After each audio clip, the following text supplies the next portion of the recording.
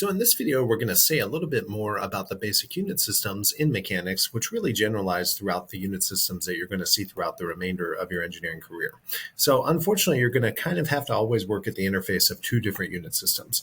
The first is the International System Unit of Units, or SI units. And these are particularly nice because you can have one base unit and you can scale it to the size of your need using multiples of 10 or metric prefixes, which we'll look at a little bit in next week's class.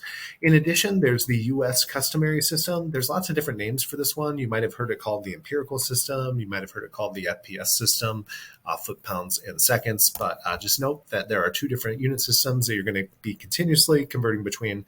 And we're going to get some practice of that process through a technique known as dimensional analysis in the next example problem video. When you talk about the four mechanical quantities that we described earlier on, three of the four are kind of units that are defined. And the fourth, by definition, because of that coupling through Newton's second law, has to be derived as a function of those three defined units. And we'll talk about what we mean by those on the next slide. So the two within the mechanical system, the two basic unit sets that you need to know in the SI system and the FPS system are summarized on this actual slide here. So what you can see is if you pick, like, for example, the SI system, the units of length, of course, are measured in meters, and we have the actual name here and the abbreviation there. Units of time are measured in seconds, abbreviated by seconds, and units of mass are measured in kilograms, which are denoted by kg. These three are fundamentally defined, and that means that the unit of Newton is derived. And if you think about what Newton's second law was, F equals ma, then naturally a Newton has to be equal to the units of mass times the units of acceleration. So if the units of mass are kilograms and the units of acceleration, well, we'll talk about that a little bit later on in the next, when I do an example. I want to kind of make sure that everyone has seen this before. But remember that acceleration is just the rate of change of velocity. And velocity is nothing more than the rate of change of position. So if you measure position as in units of length of meters, if you look at how much that's changing over time, the units of velocity would be in meters per second. If you then again look at how that's changing over time, the units of acceleration would be meters per second per second. But an easier way to write that is just meters per second squared.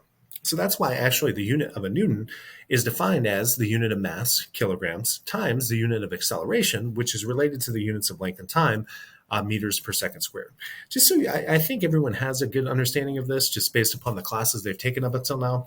But just in case you don't, like, think about the acceleration due to gravity that we talked about. It was 9.8 meters per second squared towards the Earth. Just round that off to 10 to make the math easy. And let's think about what that means. If you have an object that's in free fall, meaning that if I release this and I watch it drop, it's acted upon or it's accelerated by the gravitational force. And we know that we can approximate that as about 10 meters per second squared. So can we actually have a physical understanding of that? Well, if it drops from rest 1 second later, what will its actual speed be? Well, if its acceleration is the change in its speed and it's accelerating at 10 meters per second squared, another way you can say that is it's actually changing its velocity by 10 meters per second each second. So if it starts at 0 and I let it accelerate at 10 meters per second, a second later, its velocity will be 10 meters per second down. A second later, its velocity will be 20 meters per second down.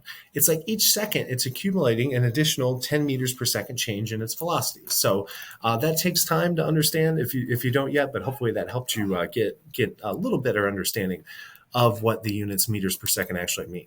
So we're going to be doing a lot of, well, not a lot, but a few conversions in the example problems between these. But just note that in the US customary system, the units of foot, second, and pound are defined. So you have your units of length, time, and force defined. And what is actually derived is the units of slug. So thinking about which is a unit of mass. If you think about Newton's second law there, F equals ma.